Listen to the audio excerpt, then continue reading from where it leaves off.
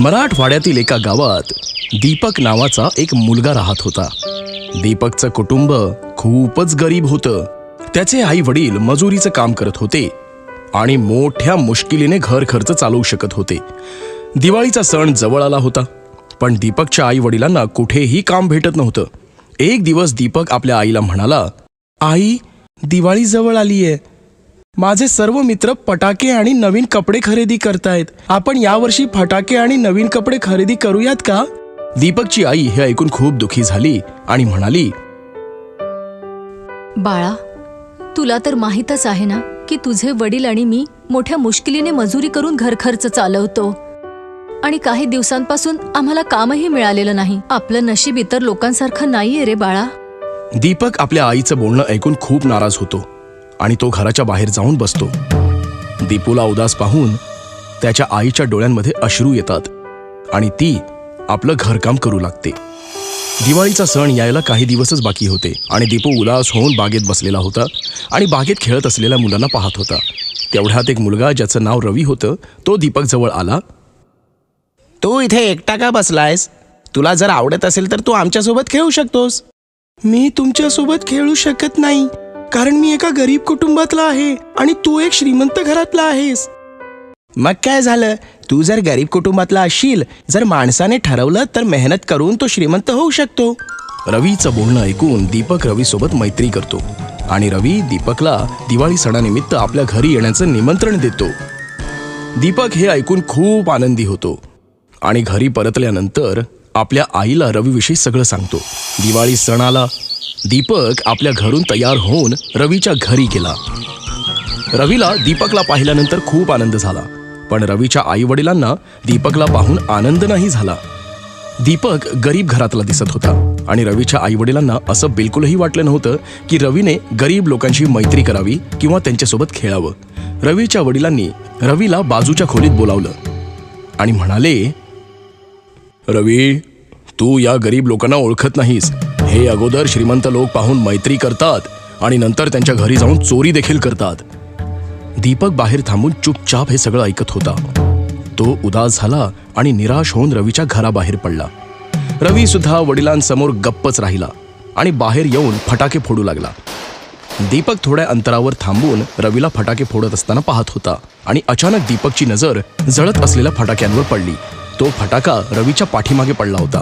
दीपक लगेच पळत गेला आणि रवीला धक्का देऊन तिथून बाजूला केलं आणि रवी तिथून बाजूला होताच जळत असलेला फटाका फटकन फुटला. फटाका फुटल्यामुळे दीपकच्या हाताला आणि पायाला जखम झाली आणि हे पाहून रवी दीपकला म्हणाला, दीपक मित्रा, तुला तर जखम झालीये. तू माझे प्राण वाचवलेस. तेव्हा दीपक म्हणाला, तू माझा मित्र आहेस, हे तर माझं कर्तव्य आहे.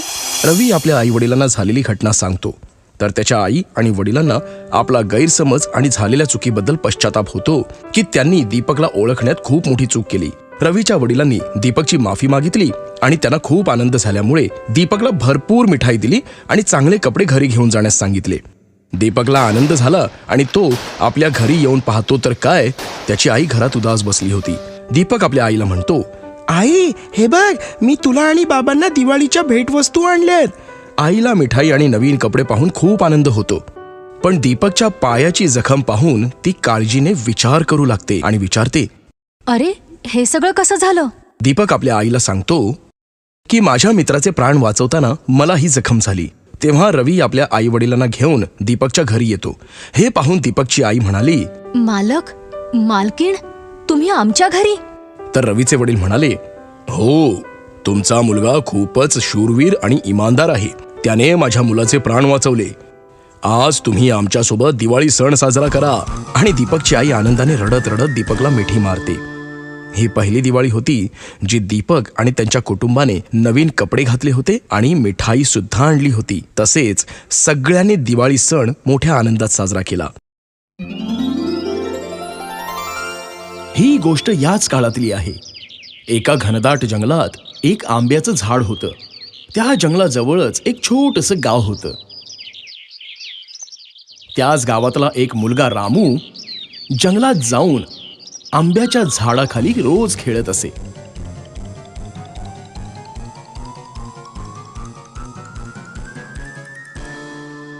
तो आंब्याच्या झाडावर चढून आंबे तोडून खायचा आणि मग त्या झाडाखाली आरामात झोपून एक डुलकी घ्यायचा. रामूला आंब्याच्या झाडासोबत खेळताना आनंद व्हायचा, तर त्या झाडाला सुद्धा आनंद वाटायचा. असे अनेक दिवस निघून गेले आणि आता रामू मोठा झाला होता. मग आता रामू आंब्याच्या झाडासोबत खेळत नसे. एका दिवसाची गोष्ट आहे. रामू चालत चालत त्या झाडाजवळ गेला. तो बिचारा खूप दुखी होता. चल रामू बेटा, माझ्यासोबत खेळ ना, झाडाने रामूला सांगितलं. मी आता लहान नाही राहिलो तुझ्यासोबत खेळायला. आता मी झाडांसोबत नाही खेळत. रामूने उत्तर दिलं. मला आता खेळणी हवी आहेत, पण खेळणी सुद्धा खरेदी करायला पैसे लागतात. रामू म्हणाला, क्षमा कर बाळा, पण आता माझ्याजवळ पैसे नाहीयेत. परंतु तू माझे आंबे तोडून बाजारामध्ये विकून चांगले पैसे कमावू शकतोस. रामू हे ऐकून खुश झाला. रामूने झाडाचे आंबे तोडून ते जमा केले आणि आनंदामध्ये तिथून निघून गेला. परंतु नंतर रामू बरेच दिवस आंब्याच्या झाडाकडे फिरकलाच नाही.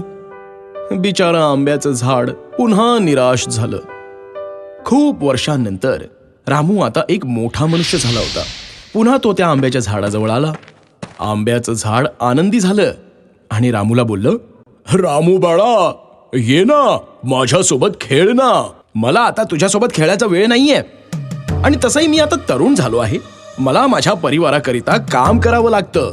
आम्हाला एक घर हवंय. तू काही माझी मदत करू शकतोस का? रामूने विचारलं. मला क्षमा कर बाळा, परंतु माझ्याकडे तुला देण्यासाठी घर तर नाहीये. परंतु तू माझ्या फांद्या तोडून त्याचं घर बनवू शकतोस. हे ऐकून रामूने झाडाच्या सर्व फांद्या तोडून त्या जमा करून तिथून तो आनंदामध्ये निघून गेला.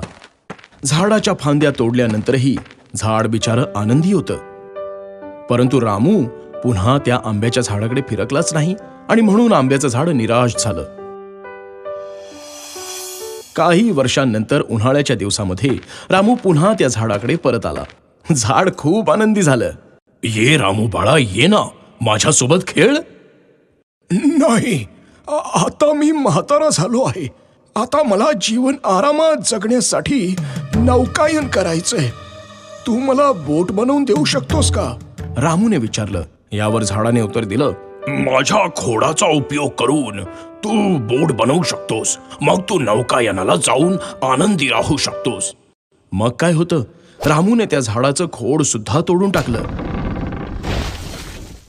आणि एक बोट बनवली आणि नौकायनला निघून गेला. मग पुन्हा खूप वर्षांपर्यंत रामू तिथे परत नाही आला.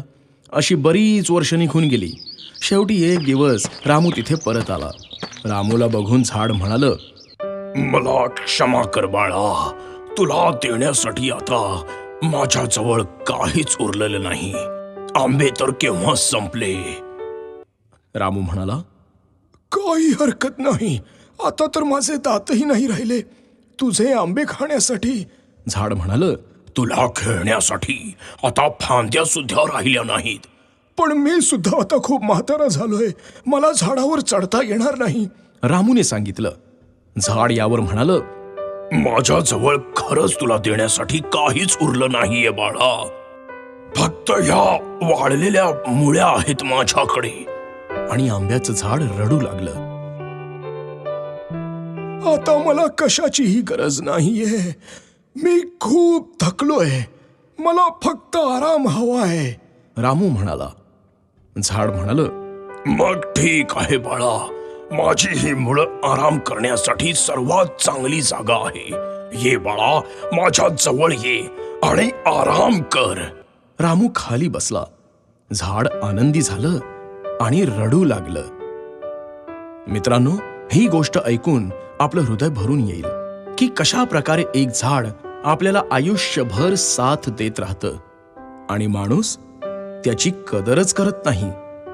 झाड आपल्याला सावली आणि फळं देतं, जाळण्यासाठी लाकडं सुद्धा देतं, पण आपण मनुष्य त्यांना आपल्या फायद्यासाठी निर्दयीपणे तोडून टाकतो आणि पुन्हा काही देत सुद्धा नाही. मित्रांनो, तुम्हाला विनंती आहे की जर आपण झाड लावू शकत नसाल तर किमान त्यांना तोडू तरी नका. धन्यवाद.